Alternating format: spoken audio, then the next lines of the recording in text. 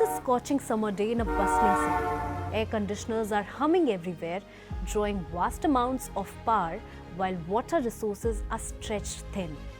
Now imagine a solution that not only cools the city but does so efficiently, sustainably and with minimal environmental impact. Welcome to this episode of ETStudios NextGen Infra in association with ETInfra, where we delve into the groundbreaking technologies that are redefining sustainable infrastructure in the face of soaring ESG and net zero goals. At the heart of this transformation lies district cooling, a game changer in meeting rising cooling demands while conserving precious resources like water and energy. Today, we are joined in by Dushyant Ahuja, Country Manager at Tabreed Asia. With his expertise, we'll uncover how innovations like radiant cooling, passive designs and advanced technologies are sort of enabling greener cities, from operational efficiency to carbon reduction and from policy support to consumer-driven change. This episode explores how sustainable cooling solutions are reshaping urban landscapes. Dushyant, thank you so much for joining us. Thank you, Hemanshi. It's a pleasure. All right, Dushyant, at NextGen Infra, from the very first episode, we spoke about smart cities, we spoke about urbanization, we spoke about sustainability. Mm-hmm. This is possibly the last episode of NextGen Infra, right? And with you, we want to touch mainly upon sustainability in infrastructure, because that is huge, right?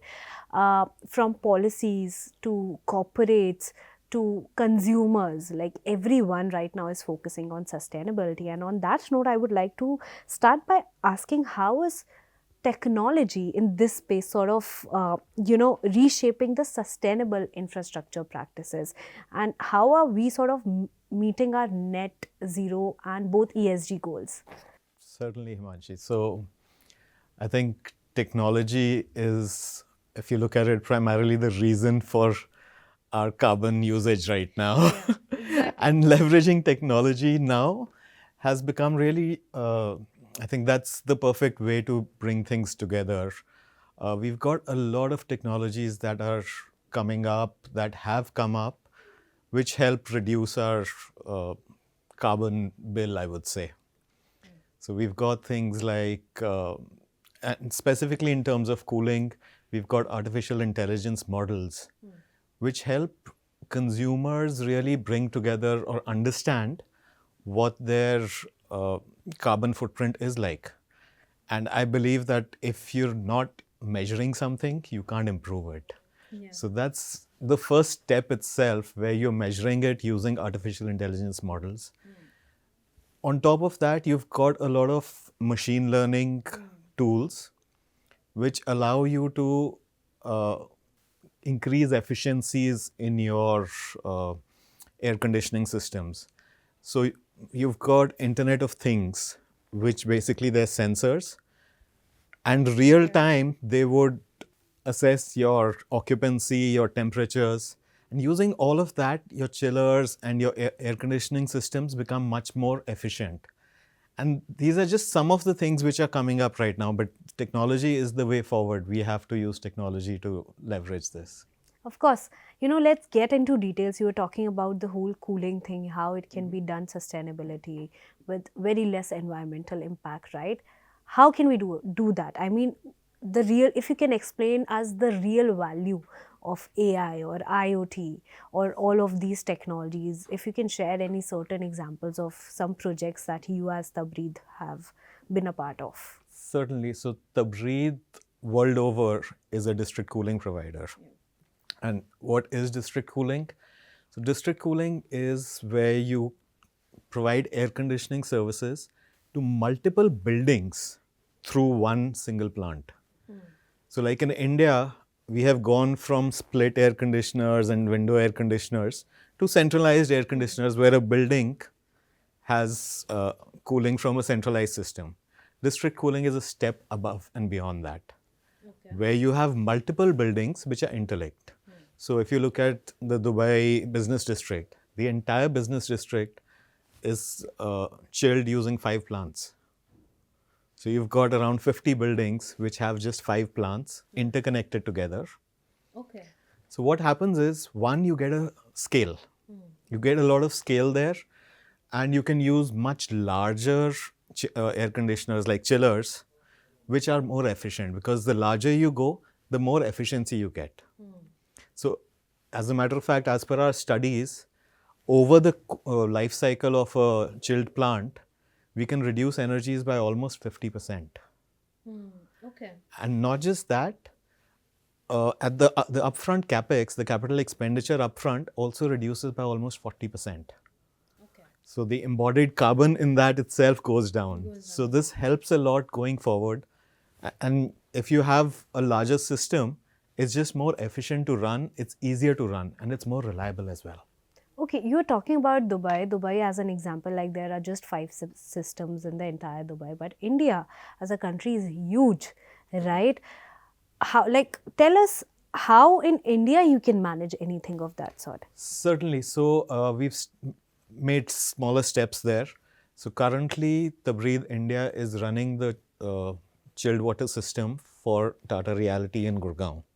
Okay. The intent is to tie up with buildings nearby. So you've got other commercial parks, other residential parks out there, and working with the developers out there so that we can interconnect those together. We don't have a network of pipes here. So if you look at countries like, again, Dubai, Singapore, Paris, all of them use chilled water as a service. It's a utility. So just like you get an electricity connection from a utility, you get a chilled water connection from those as well. So we're trying to post facto develop that, because right now it's not there. You have multiple buildings which have multiple chillers. But using this, what we intend to do is that expansion and I would say bringing together newer buildings, we can do it with the same infrastructure.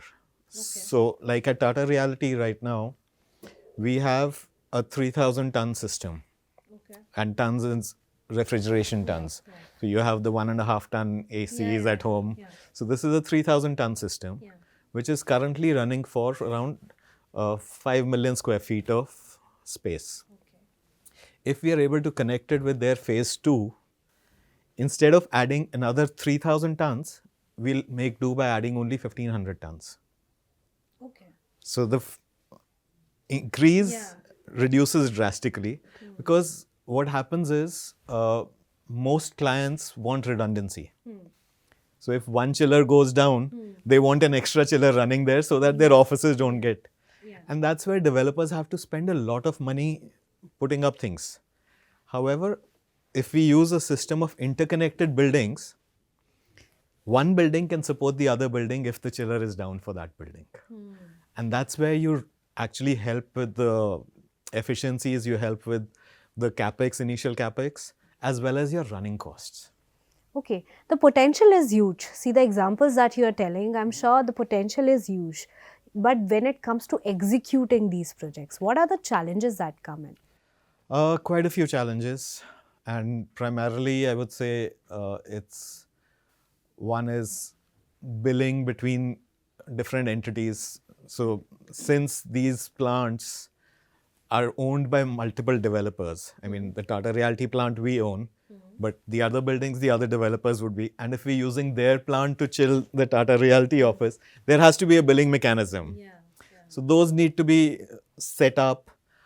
In terms of government requirements, right now I can't put up pipes under roads. Which I need to do. A lot of these projects are still going on. We are seeing pipes under roads and roads being constructed and deconstructed again and again. And I'm sure it's a huge challenge even for the people living in those certain areas. Definitely. So this will be another set of pipes. So right now you've got the sewer pipes, you've got the water pipes, you've got electricity wires. You'll have chilled water pipes along with them. Okay. So, and I mean, we're working with the Amravati government right now. So the Amravati government complex will be chilled by us using a single plant. So we would have a single plant that would run the entire complex together. So that's almost 20,000 tons of chilled water. Okay, but don't you think that while you're talking about laying all these pipelines, See, in Mumbai, I've seen a lot of construction is happening, right? On Mumbai, right now is a one big sand pit, right? So how much will it take for the country or for the cities to sort of install these sustainable pipes or sustainable practices looking at the future? It's a challenge for sure. I mean, it's easier when you're making new cities, Yeah, exactly. but retrofitting old cities, it'll have to happen as and when their existing plant dies out. So, like the chillers have a life of 10 to 15 years. Okay. When they have to be replaced, instead of replacing the same thing, Yeah. you manage bring in it a so more you bring in a sustainable more structure. sustainable structure, and that's how you'll have to do it. It'll have to be step by step. It's not something that can be done immediately. Yeah, talk to us about recent innovations in the green cooling space, maybe passive cooling designs or radiant cooling. Certainly. So, if we look at it, solar passive architecture, as it's called, is as old as buildings. So even going back all the way back to Mohenjo-daro, Harappa, the buildings were designed in a way that was responsive to the climate around. You look at Hawa Mahal in Jaipur, you look at the Agra Fort, they're all cooled using natural techniques.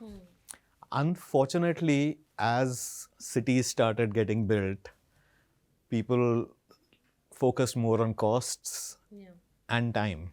So you've got concrete and glass buildings, which are horrible in terms of design for that. Yeah, for Indian climate, I don't think so that the glass buildings make Tell any me about sense, it. right? Tell me about it. So in a previous avatar, I was actually working for a developer, Okay. and clients would always ask us for glass buildings Okay. in Delhi. Wow. And I had to explain to them that you can't do this. A glass building is perfect for Europe, Yeah, where you need the sunlight to come in. Out here, no. So, I mean, just as an example, again, going back to the Intel Park by Tata Realty, which we are managing right now, that was designed keeping these solar passive techniques in mind. So, things as simple as the orientation of the building. So, the building is designed so that the west facade is very small and the windows out there are small. And most of your solar heat gain that happens, most of the heat that comes in, comes during the afternoon and evening hours towards when the sun is towards the west. So they've designed the orientation so that the west side has the smaller footprint. As simple as, so the chhajas you have on top of the windows, those are designed in a way that during winters, when the sun is lower on the south side, the sunlight comes in, heating up your space. But during summers, when you don't need the heat, the sun is actually going up. Okay. So if you look at the sun path, it goes like this during summers and like this during winters. So the chhaja actually stops the summer sunlight from coming in.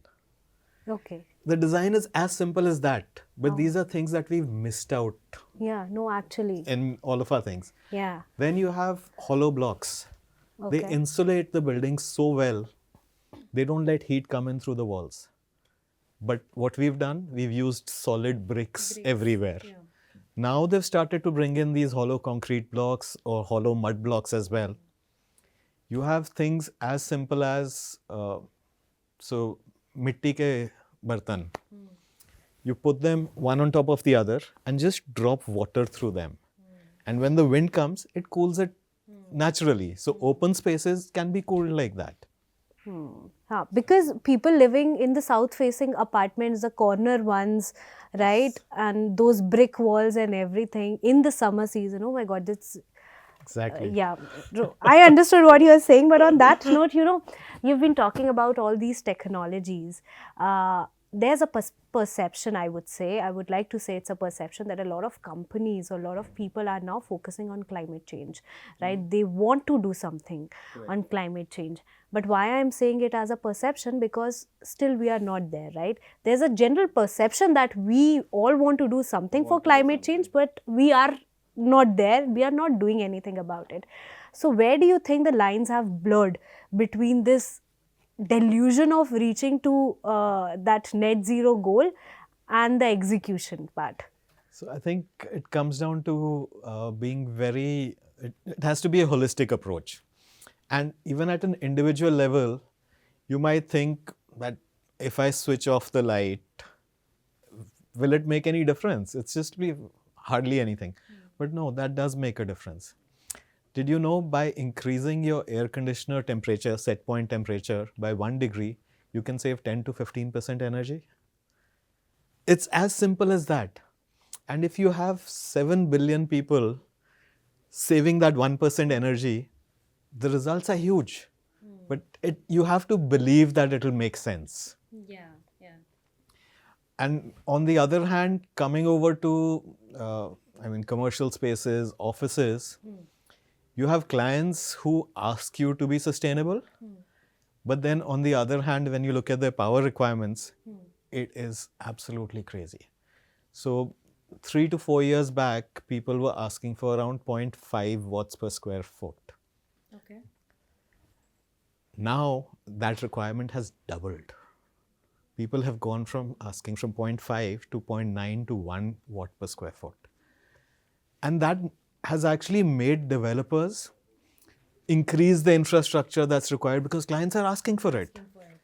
Unfortunately, the clients aren't using it. They're using only 0.4 to 0.5.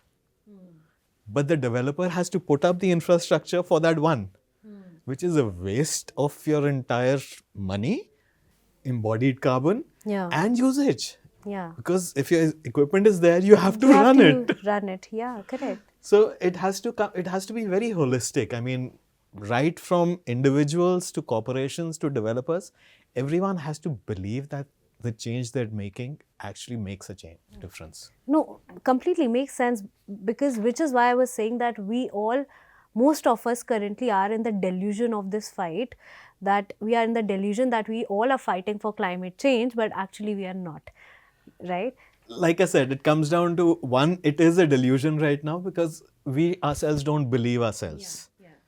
But I believe that we have to, every small change helps. Yeah. And that is something that we have to believe in. Yeah. No, that's true and completely makes sense. But do you think that government policies or these government plans to incentivize the broader adoption of sustainable technologies can make any difference, and how? It definitely will. So if we look at government policies, things have been improving. People are bringing in, the government has brought in regulations where even at the design stage, the developers need to ask them or tell them what they're doing to help the environment. I think the push that's required is in terms of incentivizing sustainable technologies, because many technologies right now die out at pilot stages only because they're expensive initially. But if you're able to incentivize those, if you look at EVs, if the government didn't provide incentives for EVs, you won't have EVs even now. Yeah, that's true. That's true. But how is the question, when it comes to the public and private partnerships, how that can happen in this space? Yes, so like I said, we're working with the Amravati government so that itself would become a pilot as well as an example to other places. We're also working with the Hyderabad Pharma City, where we would literally work as a district cooling utility. And every pharma company that puts up a plant there will contact us for chilled water rather than putting their own infrastructure. So these become examples, and I would say they're small steps going forward. And we're working with all the government agencies, we're working with everyone to try to push this through. It's a slow process, but yeah, I think we're making progress. And also, as we are ending this conversation, what steps can consumers and both developers, you were talking about developers also, they can together sort of take to drive the demand for sustainable cooling solutions and all these sustainable technologies? Certainly. So developers, especially for if you look at grade A developers, they've started to uh, believe in sustainability now. And it's no longer just greenwashing. They're going for certifications like LEED certifications, IFC EDGE certifications, and they're trying to really showcase that yes, we care, which I believe is helping a lot. Because so if you look at a LEED platinum building, the building itself has to be designed in such a way that it uses the least amount of energy. IFC EDGE certifications check your running expenses, your running energy against a standard building. And these certifications are helping a lot, and the developers are really going out of their way right now to show that yes, this is something happening. This is what we want to do. So I think we are in the right space right now, and we're moving forward. Okay, but where, like, what is Tabreed's plans or plan for India in the upcoming 5 to 10 years? So Tabreed wants to be the district cooling provider of choice for India. We, like I said, it's easy to do in newer cities, which we are anyways targeting. But we are also working with developers to retrofit older buildings as well. So BKC, if you look at it, 5 years down the line, all the infrastructure needs to be changed. We want to be there. We will be there. All right, manifesting that for you. But on that Thank note, you so much. on that note, thank you so much for joining us. But do you also think that there's a mindset shift required for all these states or for India as a whole? Because as you were talking about BKC, that you want to be there, the structures are going to be changed in a few years, and as the same is for most of the places in India, right? But if the mindset is not there, you won't be there. Right. So do you think the mindset change is required, and then how are you sort of changing the mindset? Are you working towards that as well? I think the mindset change is happening. We are currently in the process. And if you look at the developers, they are changing their mindset right now. However, what's really going to help is when we show them that there's money involved. Yeah, of course. No, ROI is everything. That's basically it. Yeah. And given that a district cooling system has much better IRRs and much better ROIs than your individual things. I mean, our business model, the developer doesn't have to invest in cooling at all. We do the investments. So it's I would say a combination of mindset change as well as showing them that there's money as well. All right. Thank you so much, Dushyant, for being a part of this conversation. We really discussed some cool technologies on sustainability, and for the people who want to be sustainable, who are looking to be a part of this whole climate change initiative, I think they must listen to this video to know what it takes to be there, basically. Right. Thank you so much. Thank you, Hemanshi. It was a pleasure. Thank you. Thank you. And to our viewers, stay tuned for many more such videos only at ETStudios NextGen Infra in association with ETInfra.